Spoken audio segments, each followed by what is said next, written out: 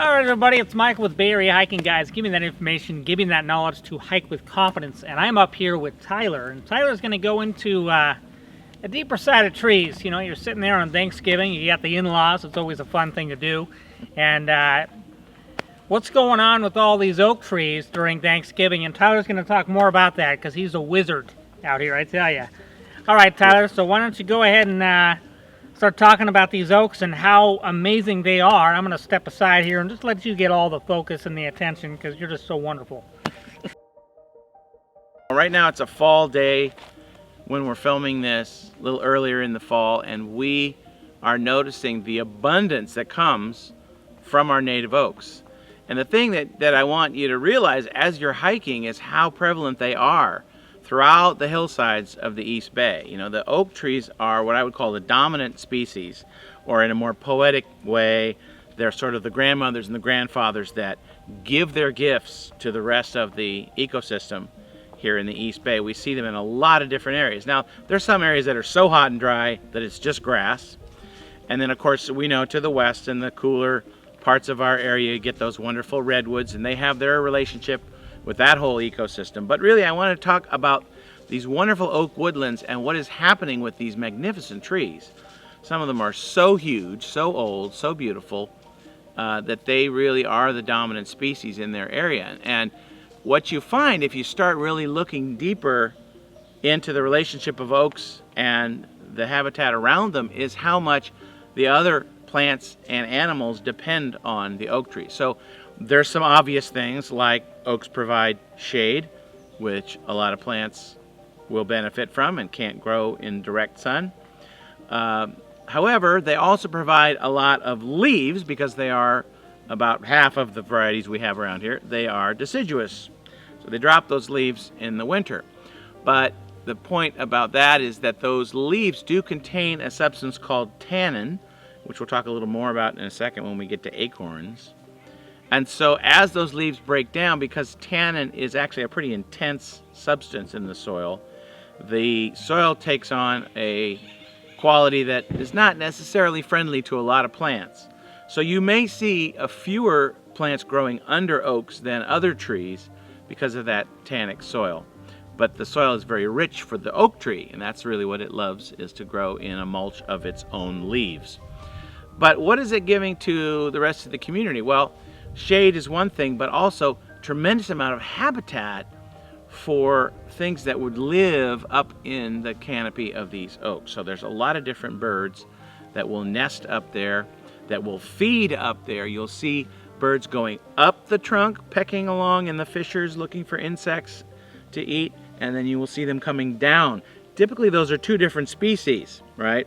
And it's kind of interesting if you think about the perspective, looking at a path. Let's say you're walking along a trail and you're looking down, really concentrating just on the ground in front of you.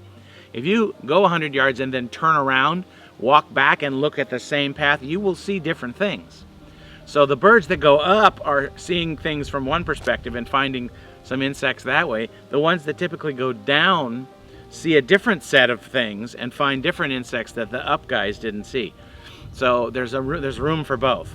Then you have a tremendous number of insects that eat little bits of the tree in various forms. Some of them eat the leaves, some of them drill into the acorns and live in there. This wonderful acorn I just found from a black oak has a hole in it because somebody deposited their eggs in there, probably some kind of Lepidoptera, a moth of some kind. There's wonderful oak caterpillars, oak moths, and the caterpillars from those that depend on the oak tree.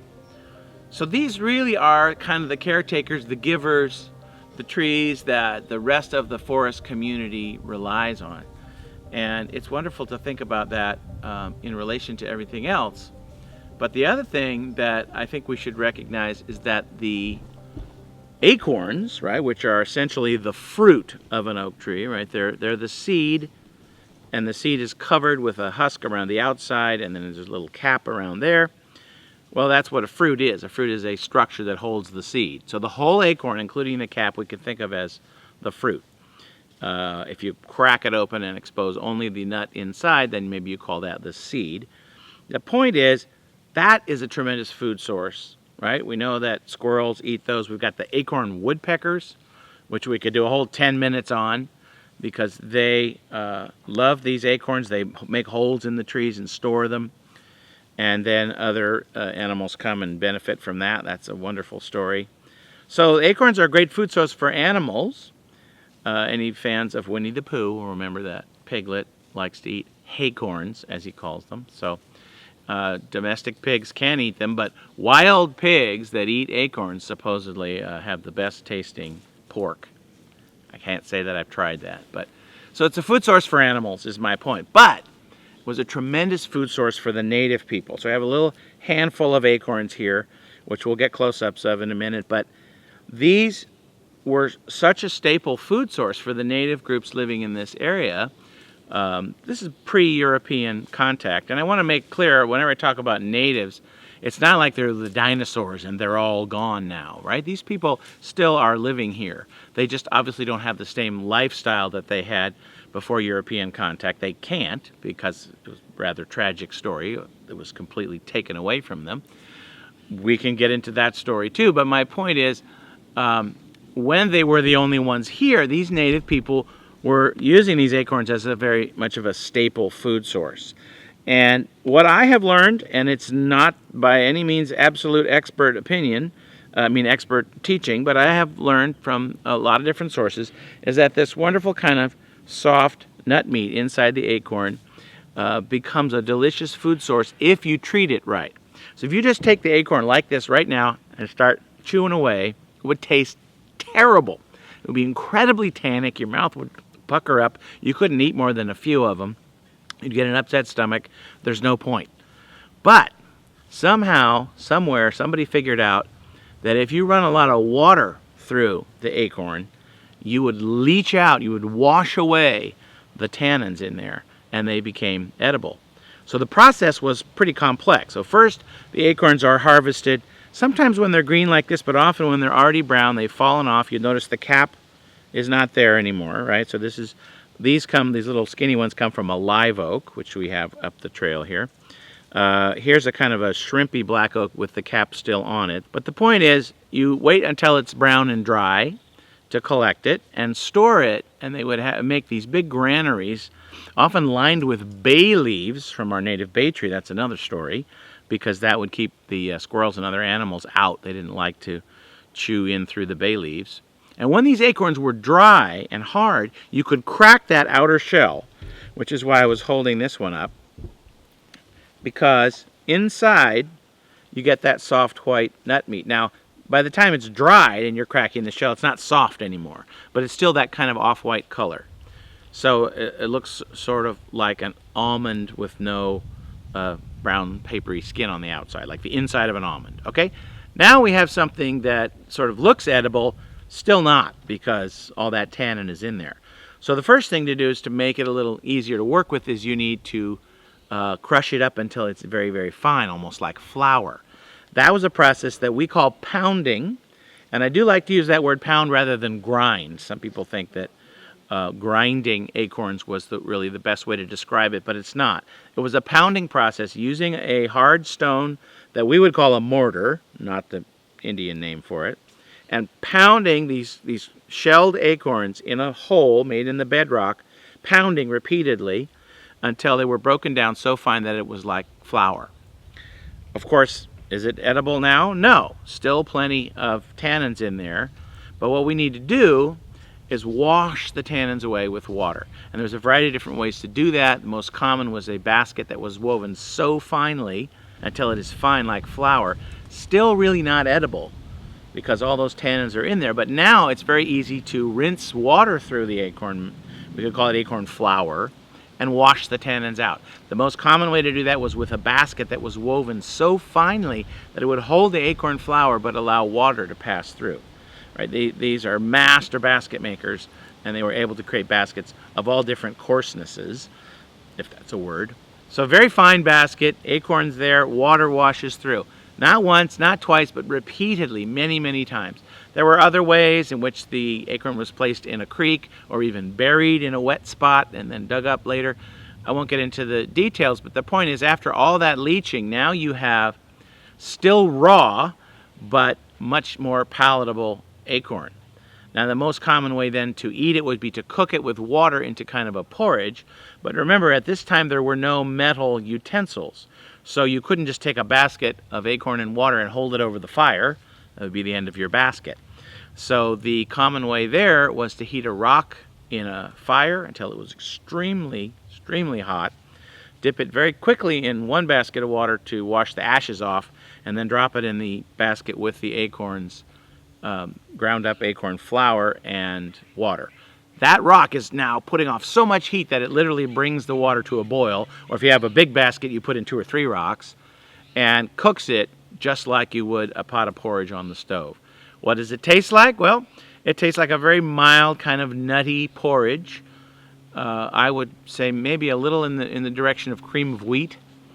I've only done it a couple of times, and I'm by no means an expert. Now, a lot of Native people continue to want to use their their foods that were their ancestral foods that connect them culturally to their ancestors. So they develop ways to do acorn later, after contact with Europeans, such as using a piece of cloth, right, or a tightly woven like a bed sheet, because that made an excellent filter also for the water.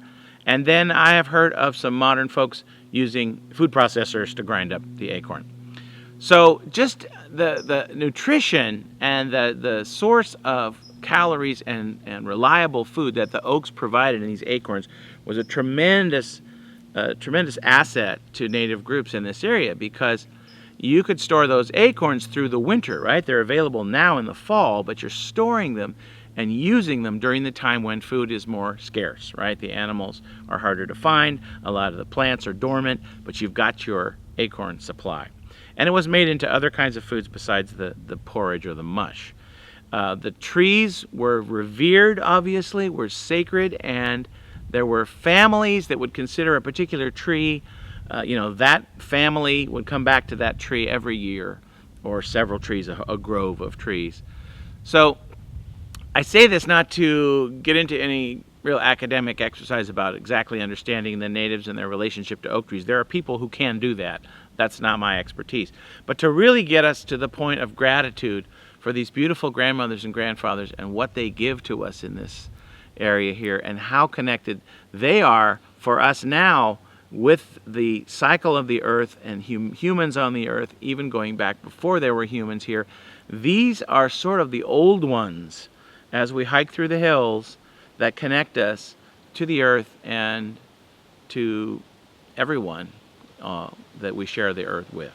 So I really love them. There's different varieties of oak trees. I'm not going to get into a whole identification thing, but just notice a few things. Notice, are the leaves still there in December, January, February? Then that's an evergreen oak, right, that doesn't drop its leaves. Probably a kind called a coast live oak, but there's also a canyon oak and a few others. Or have the leaves fallen? Then it's one of the deciduous ones. So we've got our valley oaks, the big giant ones that many of us know, but there's also a kind called blue oak, and then our favorite, Michael's favorite tree, the black oak, which is another deciduous oak. And one thing about the black oak acorns, which this is a somewhat stunted example of, is all we could find today, the favorite food source of Native people, because these had fewer tannins, you didn't have to leach them as much, and they're also bigger, they're fatter, and easier to get a lot of nut meat out of than these little small skinny guys from the live oaks, which were actually kind of at the bottom of the list. Like, you wouldn't really bother with live oak acorns unless you didn't have any other kinds available. And there were years like that when the certain species like the valleys or the blacks were not producing a lot, and so you had to go to the live oaks. But it wasn't a favorite by any means. So start to learn about the different types of oaks.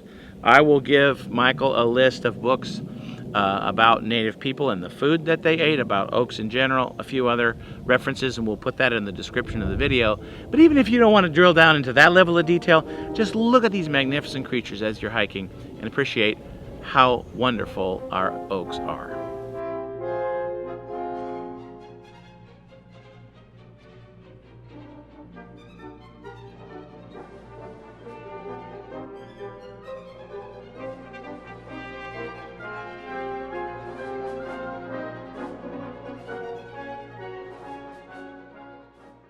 All right, well, Tyler, thank you so much for coming out here and telling everybody about the oaks.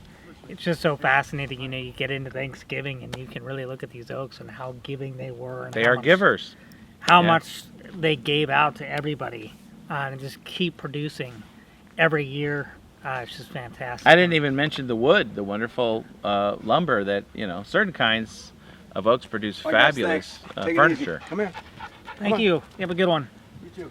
You guys have a great day. Thanks for checking out the channel. Like, subscribe. We've always got awesome information, and then as well some amazing guides out there like Tyler to help you guys and get you guys educated. And ladies. All right. Have a good one.